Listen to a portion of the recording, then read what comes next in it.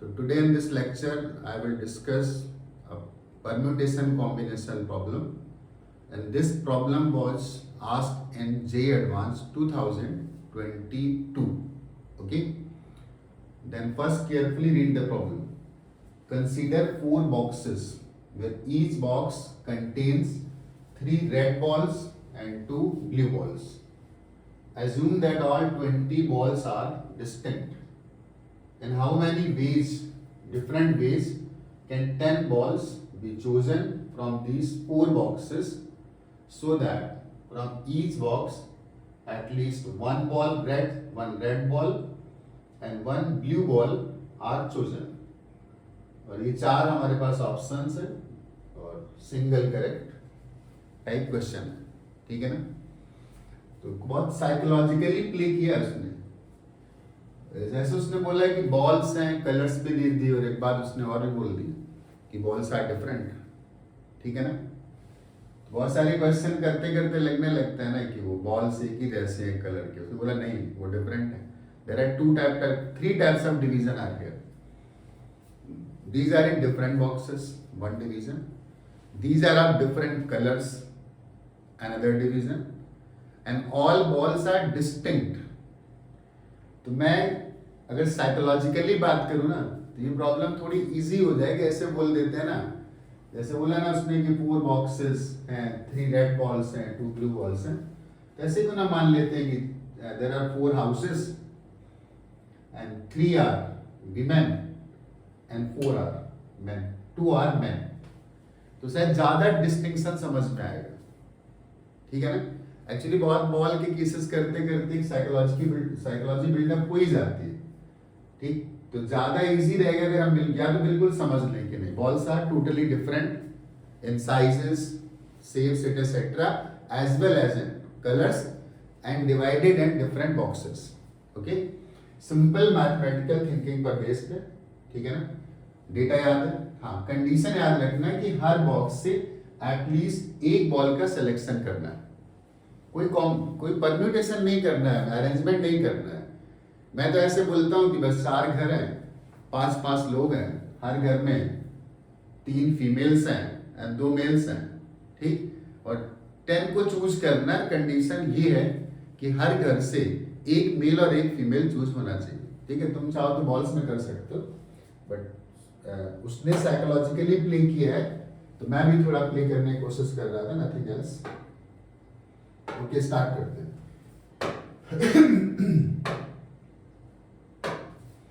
पहले तो 4 बॉक्सेस बना लेते हैं, ठीक है ना। मतलब वो मेरे हिसाब से देयर आर 4 हाउसेस, ठीक है ना। दीज आर 4 हाउसेस, या बोल सकते हो दीज आर 4 बॉक्सेस। हर बॉक्स के अंदर there are 5 balls, okay। 5 में से रेड कितने थे? 5 में से रेड थे 3 और 2 ब्लू थे। 3 रेड एंड 2 ब्लू। तो 3 red, 3 red, 3 red, 3 red, and there were 2 blue balls, right। तो लिख देते 2 blue balls, 2 blue balls, 2 blue balls, 2 blue balls, 2 blue balls. Okay, इतनी बात क्लियर हो गई, ठीक। How many total balls are there? There are total 20 balls. अगर total count करेंगे दिस टोटल इज 20। और हमें कितना सेलेक्ट करना है? हमें सेलेक्ट करना है only 10, right. Select 10 balls out of 20। कुछ कंडीशंस हैं कि हर बॉक्स से एक रेड और एक ब्लू जरूर आनी चाहिए। मतलब हर बॉक्स से 2 बॉल तो लेना ही लेना है, उसमें भी एक रेड होना चाहिए, एक ब्लू होना चाहिए, ठीक है ना। तो कैसे डिवाइड करते हैं? ऐसा नहीं कि सिर्फ आंसर निकाल लिया, make a way, make approach, ताकि और क्वेश्चन खुद से सॉल्व होने लगे ना। पर्पस सिर्फ ये नहीं कि how to get the answer, ठीक है ना। एक अप्रोच बिल्डअप करो, एक तरीका बिल्डअप करो ताकि एक क्वेश्चन करने के बाद बाकी चीजें भी कुछ, बाकी चीजों को सॉल्व करने में कुछ हेल्प मिले ना। तो यार 4 में से 2 2 तो लेना ही, 8 तो हो गए, 2 एक्स्ट्रा और चाहिए। तो सवाल है कहां से लिया जाए? तो हम लोग ये काम 2 तरीके से कर सकते हैं। There are 2 ways, right, 2 veg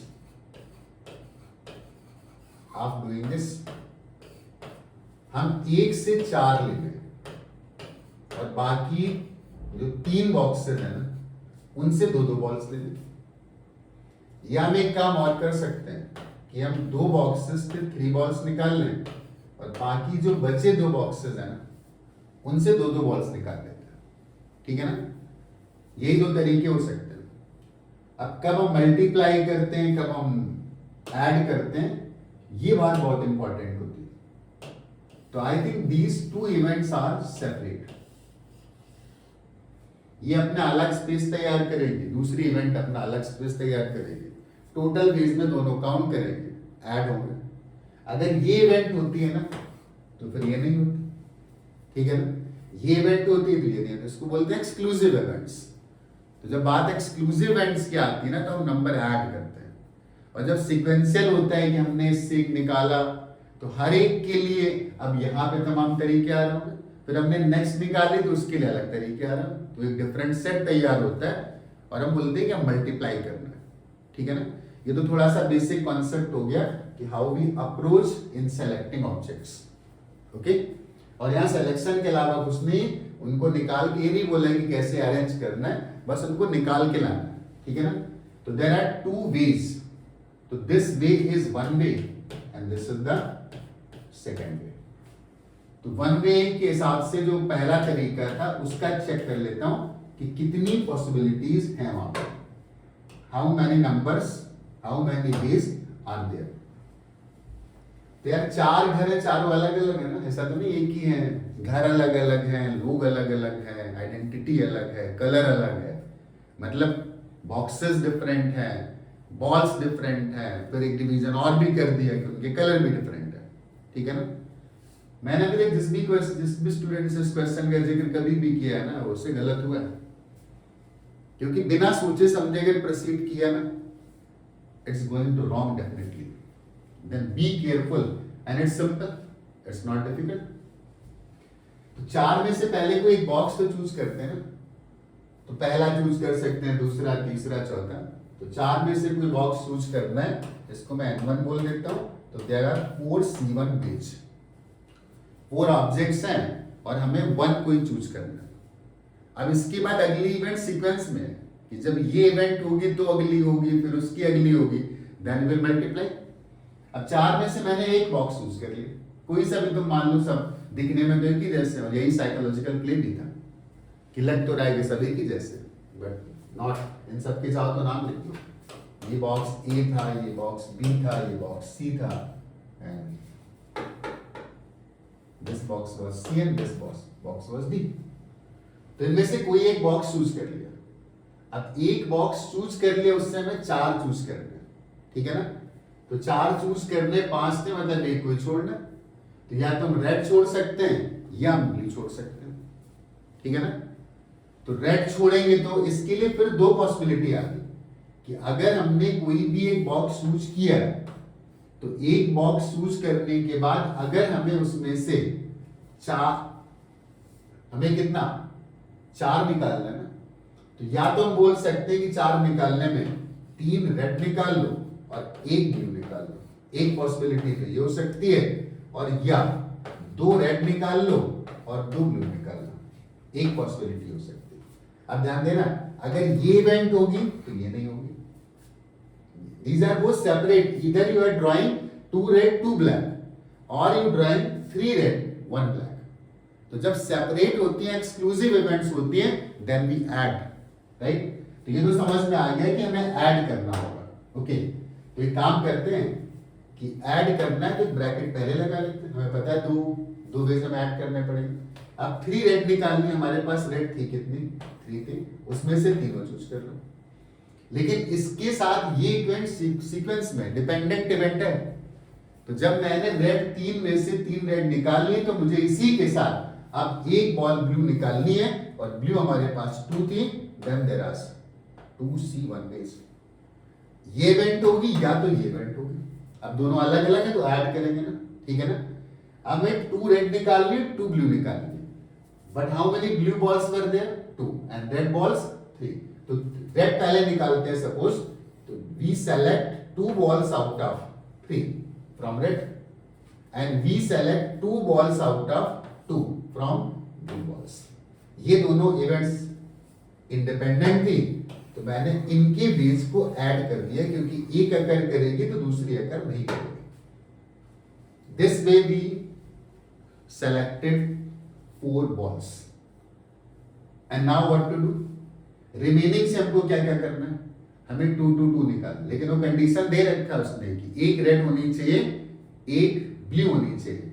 तो पहला बॉक्स हो गया। अब सिलेक्शन का कोई मतलब नहीं, सबसे ही निकालना है, ठीक है ना। ऑर्डर से मतलब है नहीं, पहले इससे निकाल लो, इससे निकाल लो, पहले इससे निकालना है, तो कोई सा भी है, मैंने इससे निकाल लिया। अब तो सबसे निकालना, तो सिलेक्शन का ही मतलब नहीं। अगर बोलता है नहीं भाई इससे नहीं निकालना है, तो मैं बोलता उससे नहीं निकालना है, तो निकालना है किससे? तो बोलता है कि 3 में से पहले 2 सेलेक्ट करो एंड देन पिक बॉल्स। तो अब सबसे ही निकालना है, तो शुरू करते हैं। बी पे आते हैं, एक ब्लू एक रेड, तो 3 रेड थे, एक निकाल लो। देयर वर 2 ब्लू, हमें 1 ड्रॉ करना है, तो 2C1 करेक्ट हो गया। अब इसके साथ ये इवेंट डिपेंडेंट है, इससे निकालना इससे निकालना है, तो क्या करेंगे? मल्टीप्लाई करेंगे। अगर बोलता सेपरेट एक्सक्लूसिव होती तो ऐड कर देते। अब इससे निकाला, वही काम इससे भी करो, तो इसमें भी सब कुछ वैसे ही है ना, तो लिखेंगे तो वैसे 3C1 2C1 3C। अब लास्ट वाले से निकालेंगे 3C1 2C1 and these are the total number of ways for this event. कि हमने 1 से 4 बॉल स्टॉक किए हैं और रिमेनिंग 3 बॉक्सेस से हमने 2 2 2 बॉल स्टॉक करे। ओके, चेक कर लेते हैं कि वैल्यू कितनी आती है।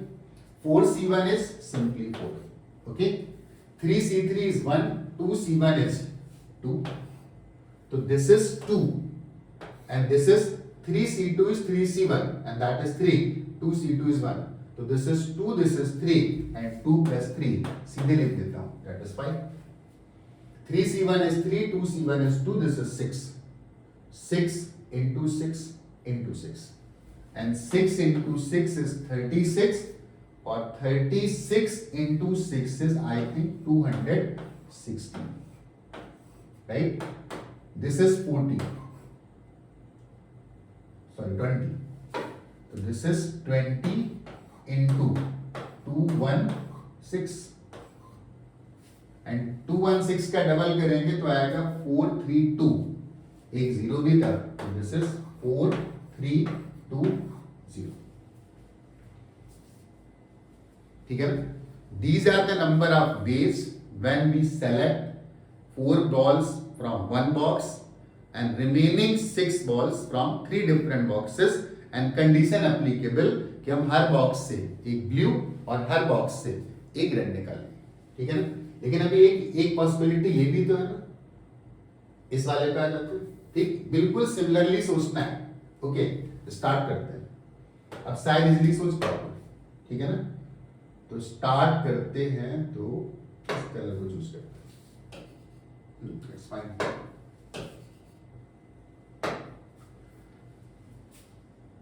थ्री 3 2 2, तो पहले ये तो पिक करो ना किससे 3 निकालना है। इन दो से निकालना है, इन दो से निकालना है, इनसे निकालना है, इनसे निकालना है, इनसे निकालना है।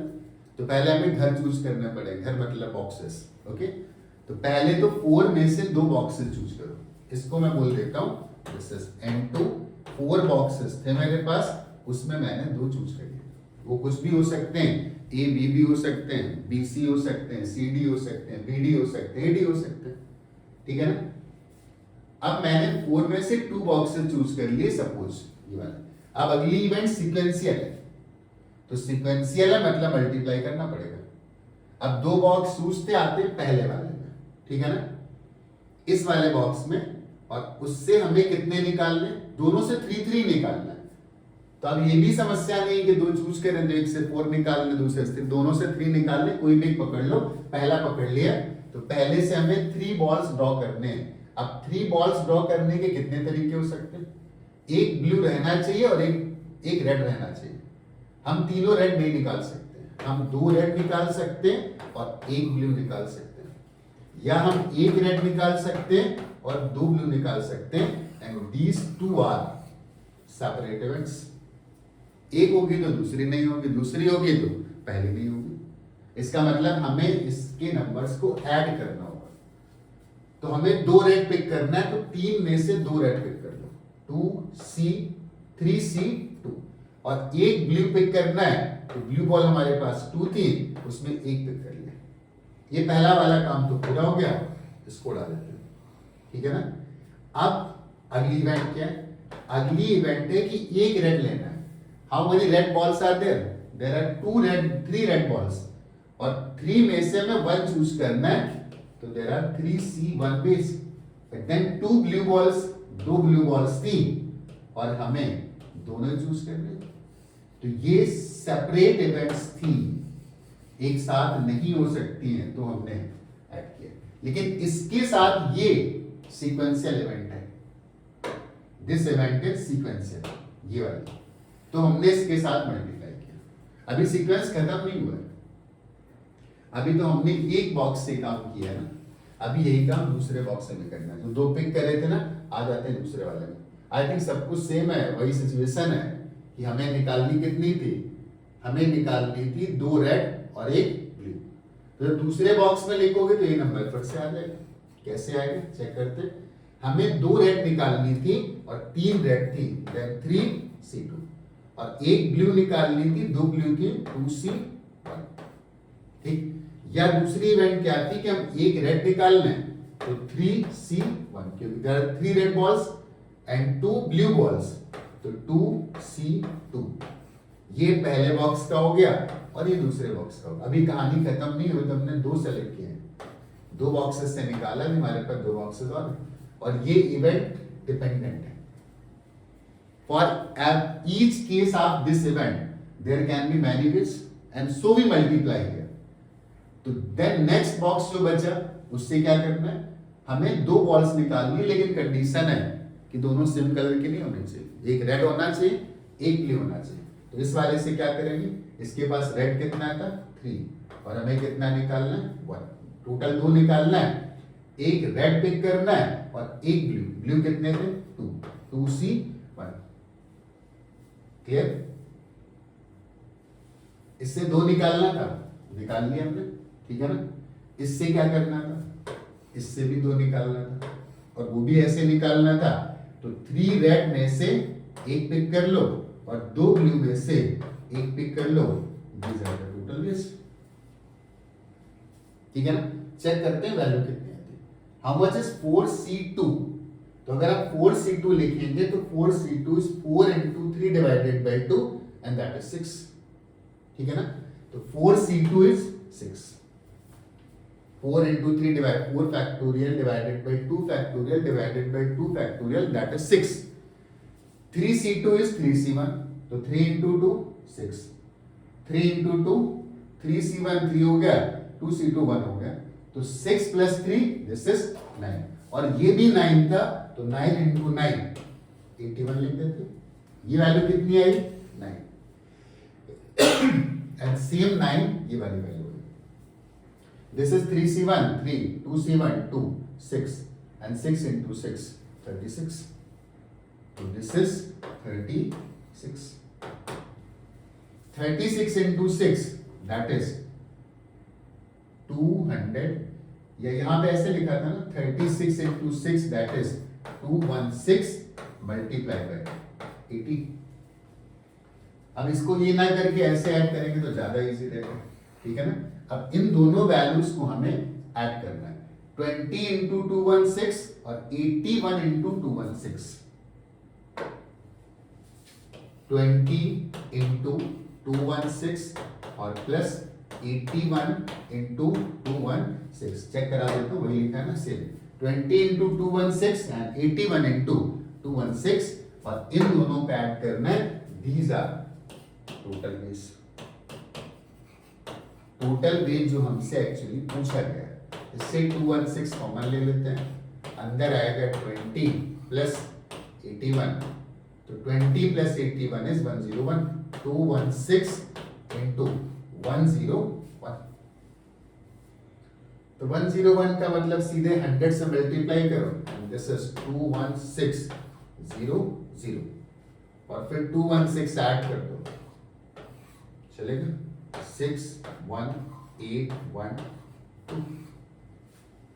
100 टाइम्स करेंगे तो 21600 आएगा, एक पार्ट बचा था, एक बार और ऐड कर देंगे 21816 एंड 21816, दिस इज आंसर।